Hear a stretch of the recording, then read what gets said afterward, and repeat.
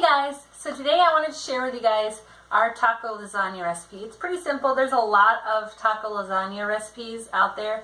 This is a recipe that Elena and I created last year. And so it's pretty basic. You can do a lot of different things with this, but I'm going to give you our basic recipe today.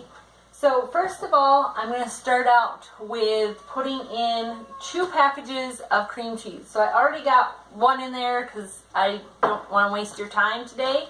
But I'm just going to show you how I do that just to help you guys out. So when we first started doing this, I was letting Elena spread it out with her hands. And I didn't like that because then we had sticky, dirty hands from spreading cream cheese, but using a spoon just wasn't working very well. So what we ended up doing was I will take the cream cheese and I will lay it lengthwise in the pan, and then I use the foil from the packaging and I use that to press it down and spread it. And then I'm keeping my hands from getting dirty, and it spreads out and it's not sticking to anything because it really does not stick to the foil that much. Whereas when I was using a spoon, it just seemed to always stick to the spoon a lot. So that makes it a lot simpler. I'm also going to be putting in refried beans and some black beans. So they're canned. I just bought them from the store. I don't make my own. It's something I want to do eventually. A friend of mine, Andrea, makes her own black beans. She cans them, and she's inspired me to start making my own. I just haven't gotten around to it. I would like to also start making my own refried beans, because we use them in a lot of our cooking, and I don't like the idea of my food being in cans all the time. So when it comes to cans, the reason I brought that up is because when you are getting cans, try to make sure that you get one that says it is BPA free, because the lining in it can have BPA in it, and you don't want that. Canned goods aren't, in general, very good anyway, but especially that BPA lining is really bad. So, see, it really didn't stick to it that much. And then I have it all spread out. So next I'm going to go and get the refried beans. Now when I get refried beans, one thing that I like to pay attention for, I do not like when they add a lot of ingredients to my my refried beans. Lots of times there will be oil in there. I prefer when it's just beans and salt and maybe a few spices, and usually it's like garlic and red pepper or something like that. Instead of a bunch of oil in there. I don't like that because usually they add bad oils to it. And we don't need that in there. I did find one that actually was adding coconut oil, so I was excited about that. But in general, I just try to get the ones that are as simple as possible so we don't have to worry about the ingredients. So anyway, get all that in there.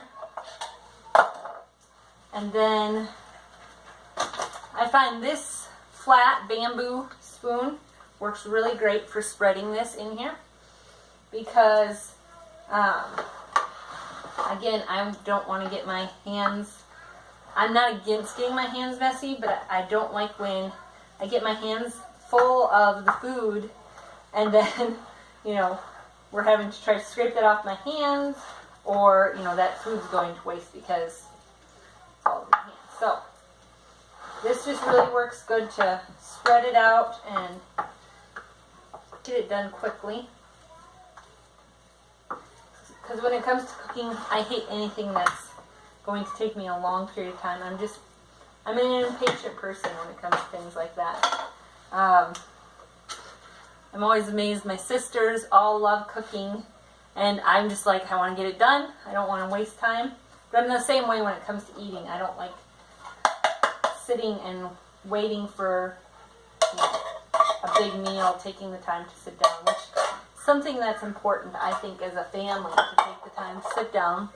So my hubby has always encouraged me, sit down, you can take the time to eat, sit down and visit, which is all very important. So then I'm putting in 2 cans of black beans. So I've got 2 packages of the cream cheese, and then 2 cans of refried beans, 2 cans of black beans, and then I'm going to put in some pasta sauce. I don't measure things in general, so I'm just going to dump. I'm not going to need the whole thing. I'm probably going to use about 2/3 of the jar. That's about what I'm using, and this is a quart jar of sauce. Now, I always feel pasta sauce never has enough seasoning in it. And also we're making, you know, this big pan of stuff, and there's not a lot of seasoning in it yet. So I'm going to, let's see, grab some spices here.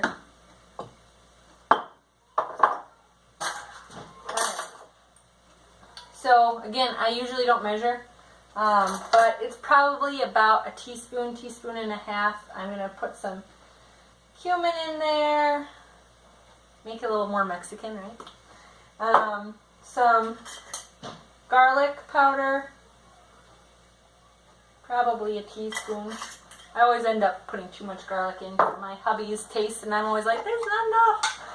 So, depends on your family. Paprika, I love paprika, so I'm going to put about a half a teaspoon of paprika in there.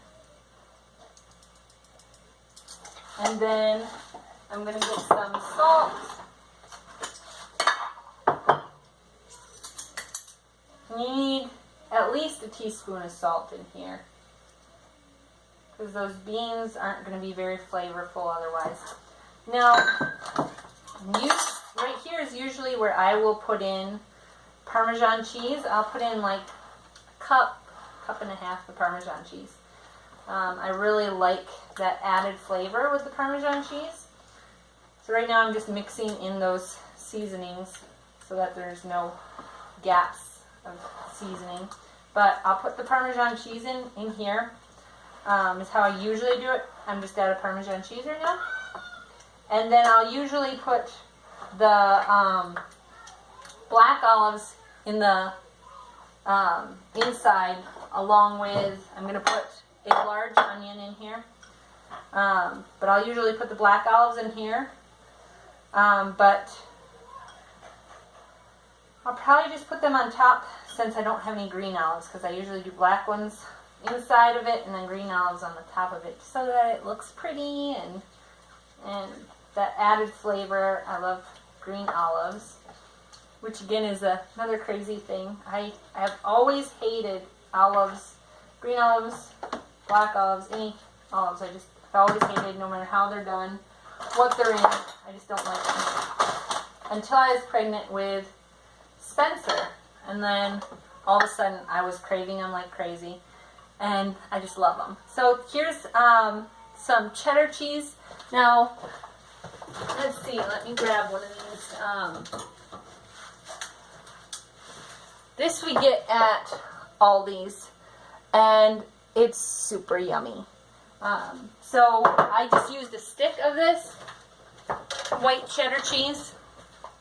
Super, super yummy.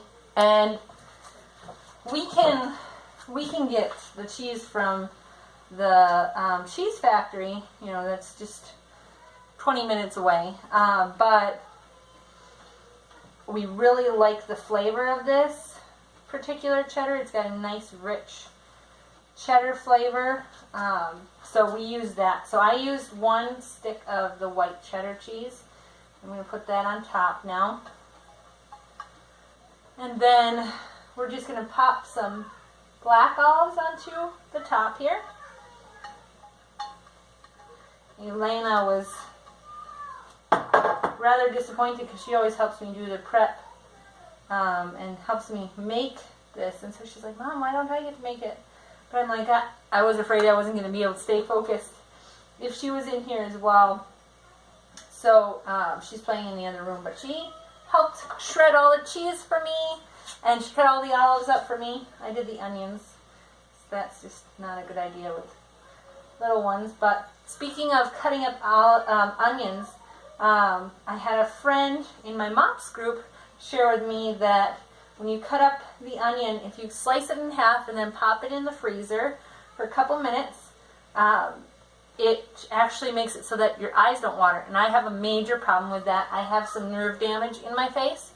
And so things like, my eyes watering from onions really is even more of an issue for me because it really affects all the nerves in my face and things go a little haywire.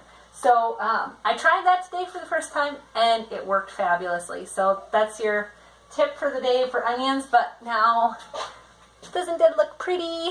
I'm going to pop this in the oven at 350 and it will take like 20-30 minutes depending on your oven.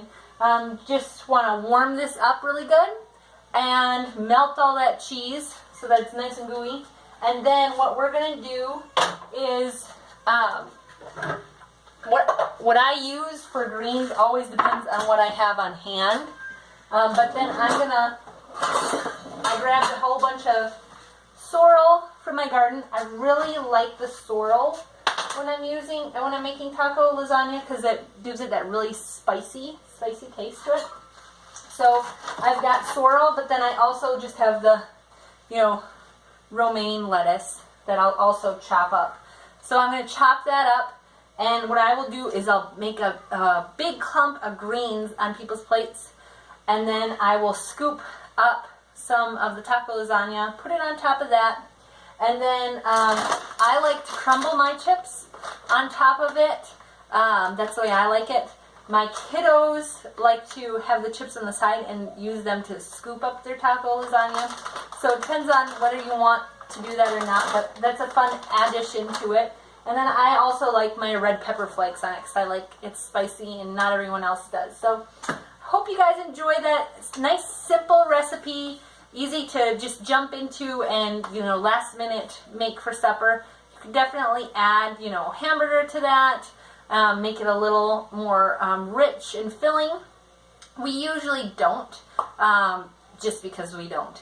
It's usually just, I'll be like, okay, we're going to do this, and we'll have that be our, meatless dinner for the week that we do. So just wanted to share that with you guys. Hope you're having a fabulous day. Thanks for watching. Take care.